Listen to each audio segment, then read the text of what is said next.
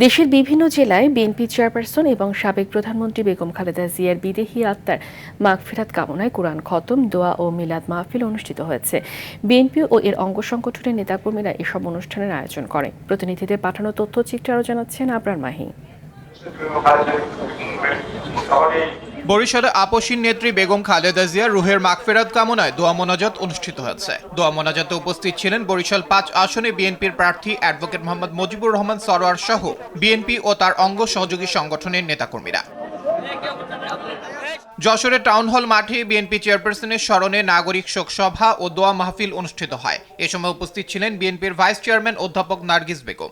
আমরা যাকে আপসীন নেত্রী বলছি, রাজপথের সেই সংগ্রামের অকাল বৈধব্যের যিনি জর্জতিশীল সন্তান নিয়ে সেই শোক পাশে রেখে লক্ষ জনতার পায়ের পা মিলিয়ে তিনি ধুলির জয় রথে গণতন্ত্রের বিজয় পতাকা উড়িয়েছিলেন সেদিন।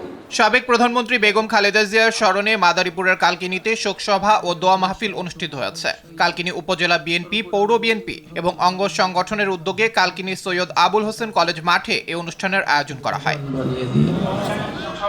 বিএনপি চেয়ারপারসন ও সাবেক 3বারের প্রধানমন্ত্রীর আত্মার মাগফিরাত কামনায় নারায়ণগঞ্জের রূপগঞ্জের তারাবা পৌর বিএনপির উদ্যোগে কোরআন খতম, মিলাদ ও দোয়া মাহফিল অনুষ্ঠিত হয়েছে। অনুষ্ঠানে প্রধান অতিথি হিসেবে উপস্থিত ছিলেন তারাবা পৌর বিএনপির সভাপতি ও নারায়ণগঞ্জ জেলা বিএনপির আহ্বায়ক কমিটির সদস্য তাশিক হক ওসমান।